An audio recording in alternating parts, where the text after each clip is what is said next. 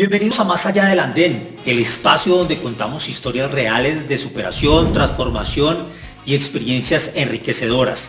Relatos desde las calles y experiencias que inspiran, explorando cómo siempre es posible cambiar de rumbo y encontrar nuevos caminos. Comencemos.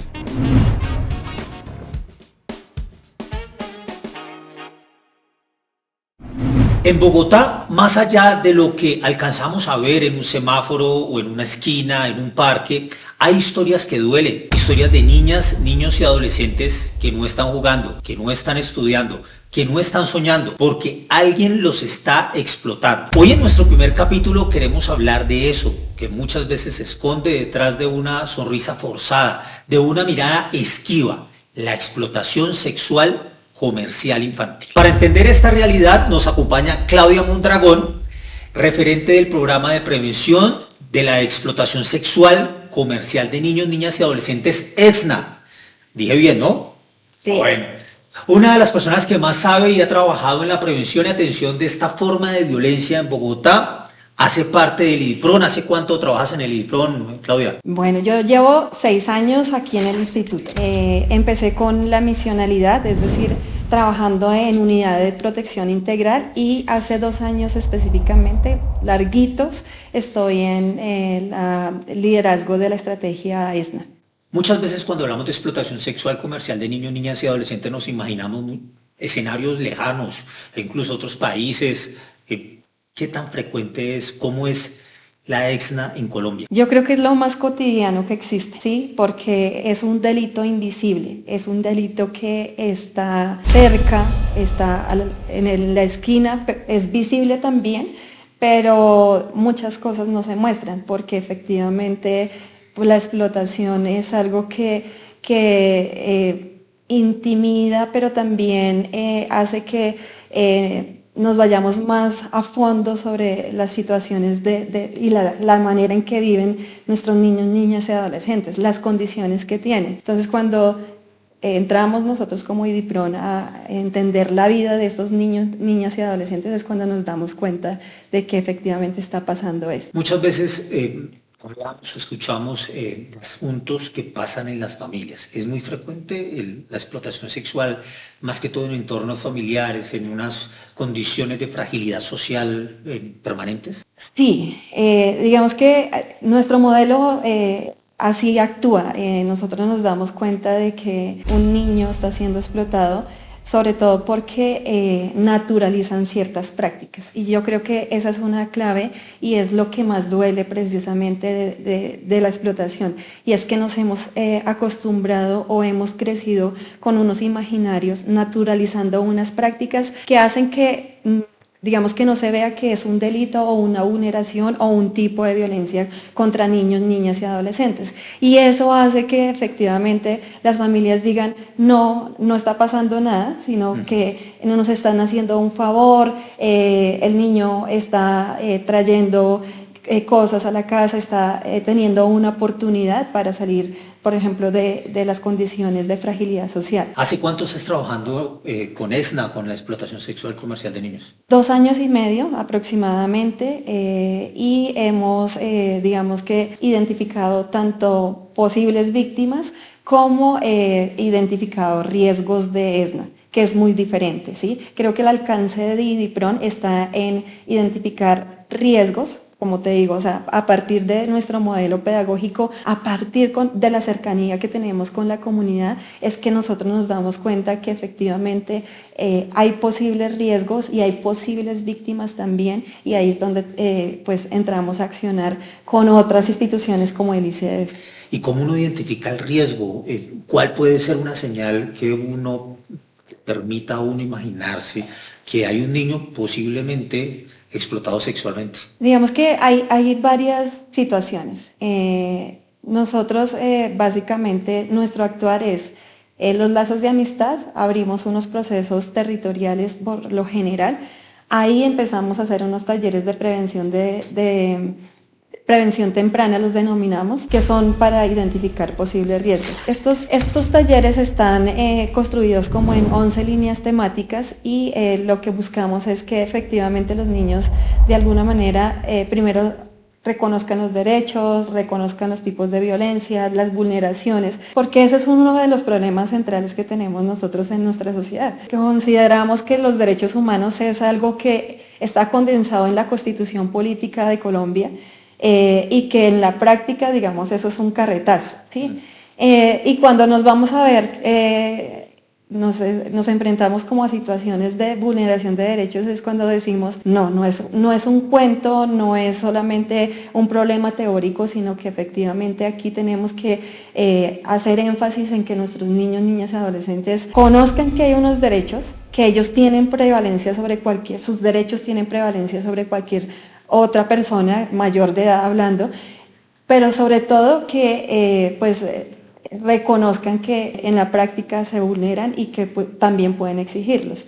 Entonces, para identificar un riesgo, específicamente nosotros lo que hacemos es esos talleres, pero es en esos talleres donde se teje esos lazos de amistad y esa cotidianidad, digamos que empieza a verse un poco más cercana. Cuando en los talleres los niños nos dicen específicamente estoy trabajando o mi papá me dice que no vaya al colegio porque yo tengo que acompañarlo a pedir plata y es que si lo acompaño ese día le dan más plata, entonces ahí hay un riesgo porque está naturalizando que lo utilicen. ¿Sí? Eso es uno de los riesgos, o que la familia también lo vea como, es niño, entonces si me ven con el niño, entonces me van a dar más plata o me van a comprar más. Ese es uno de los contextos de riesgo, es decir, los niños, niñas y adolescentes en contextos de actividades de búsqueda de ingresos, porque no podemos decir con los niños que es un trabajo, ¿sí? Los niños no deberían estar trabajando, entonces no podemos hablar de un contexto de trabajo, sino de una actividad de búsqueda de ingresos. Eso por un lado, pero también cuando otro riesgo es que se está casi que materializando el que haya un intercambio. ¿Sí? Muchos niños, y sobre todo esto sucede con los adolescentes. Nuestros adolescentes sobre todo pasan por una etapa que para las familias, para los profesores, para ellos mismos es crítica. Y es que no son niños, pero tampoco son adultos. Entonces quedan en un limbo y empiezan a compararse con su par. ¿Sí? Digamos que el par, su compañero, su amigo es su referente. Y ellos sí, de alguna manera, buscan la aceptación de su amigo. Entonces, aquí entra un riesgo grande y es que aquel niño que se compara con los demás, entonces busca esa aceptación. Y esa aceptación es tener un estatus, tener más amigos en Facebook, tener más redes sociales, ¿cierto? Y ya ni siquiera hablamos de Facebook, porque Facebook, digamos, ha pasado de moda para ellos. Son miles de redes sociales y en esa aceptación, en esos likes, es cuando empezamos a ver diferentes riesgos.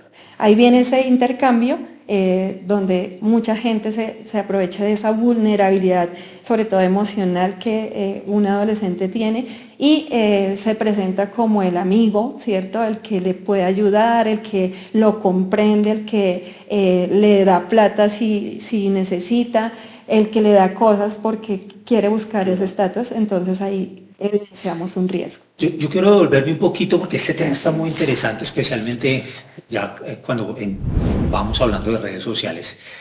Pero ahorita estabas diciendo algo muy, muy importante y es los niños que son explotados comercialmente en la calle por familiares. Uno se imagina que son familiares, pero puede que sea un particular. ¿Hay alguna forma de denunciar?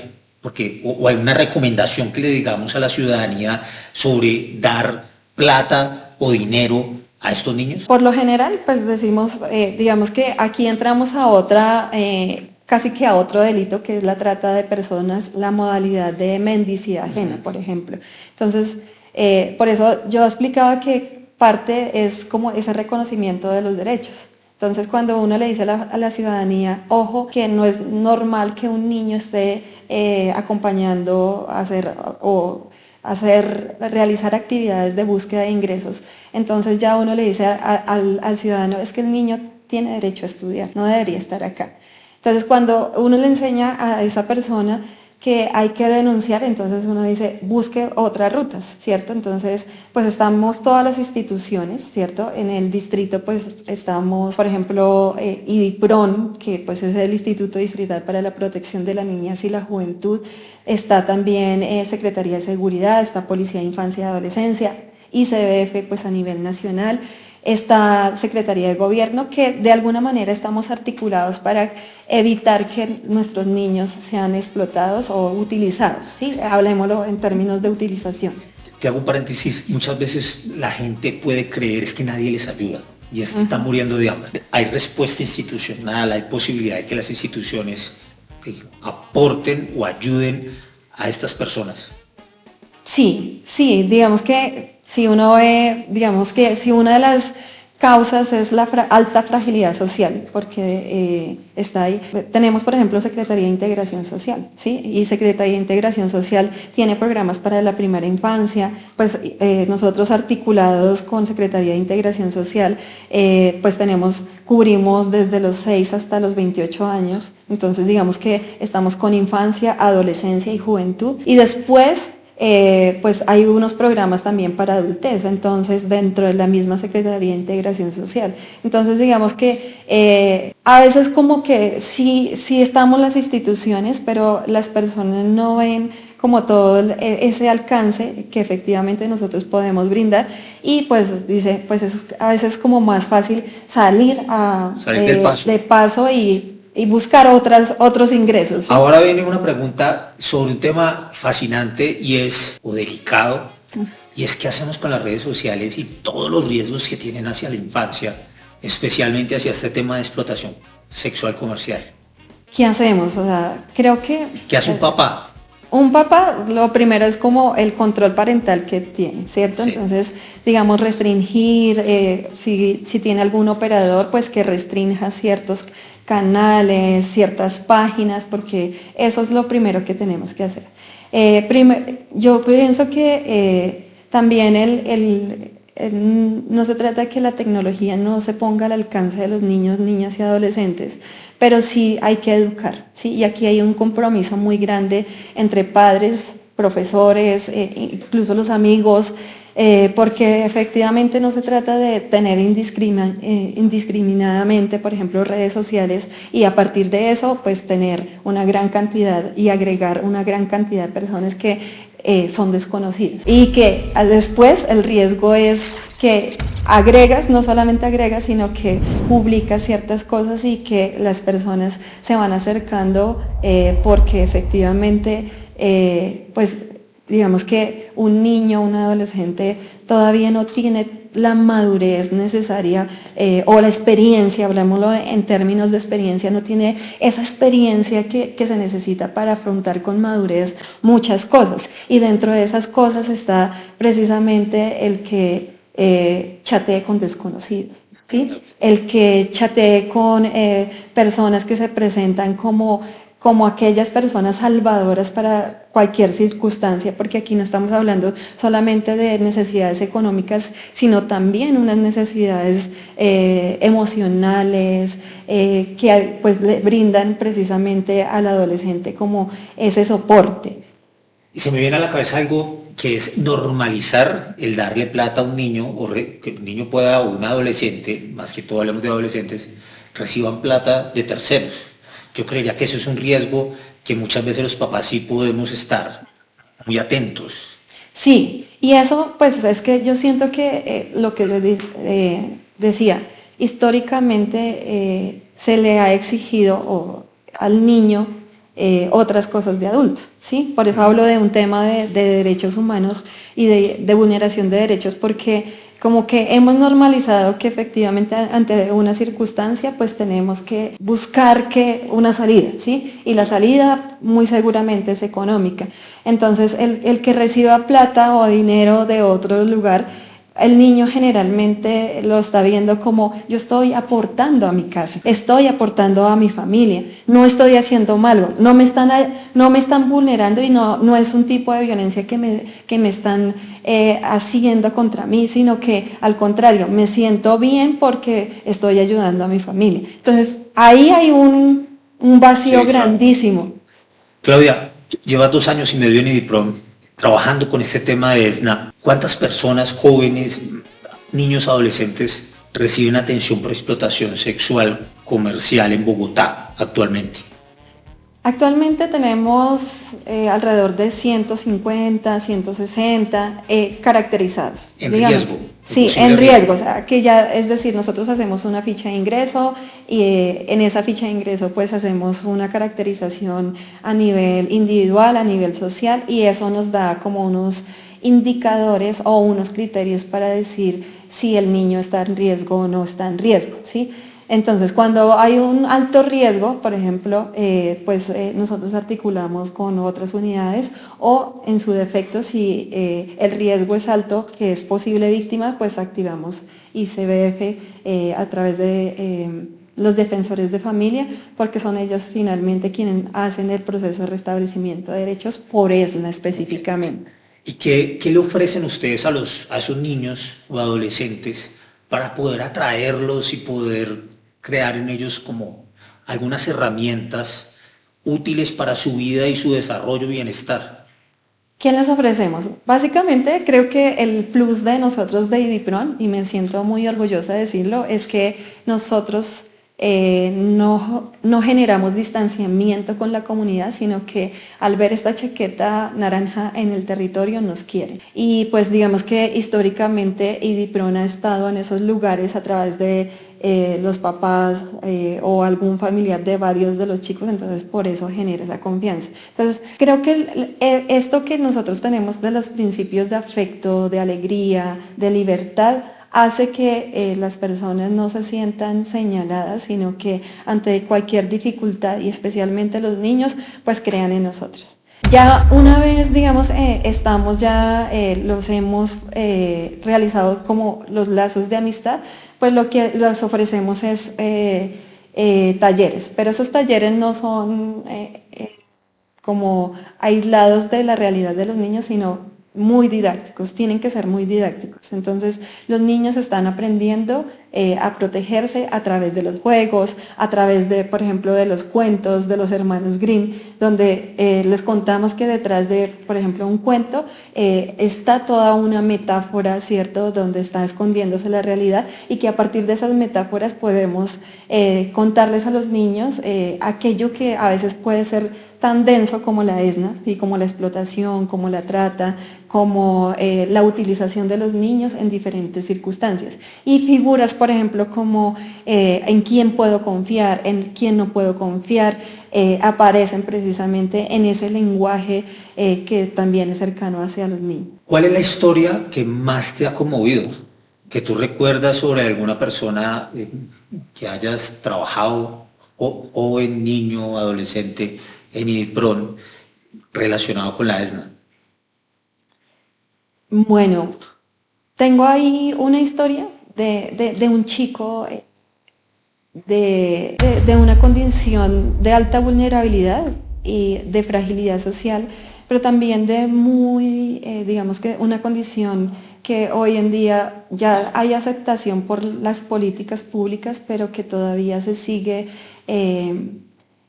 digamos, teniendo mucha problemática por la aceptación. Y es un chico que ni siquiera era de Bogotá, vivía en Villavicencio, y es un chico que por su condición, por su orientación diversa, pues fue víctima de su propia familia, ¿sí? Entonces, hablo en términos de violencia intrafamiliar, porque lo señalaban, se burlaban, lo maltrataban, tenía muchos problemas con la familia por su orientación sexual. Este chico, cansado de eso, sale de su casa, se va a vivir con una compañera que tiene la misma edad, estamos hablando de una persona de 14 años, y su amiga también está siendo víctima de explotación sexual.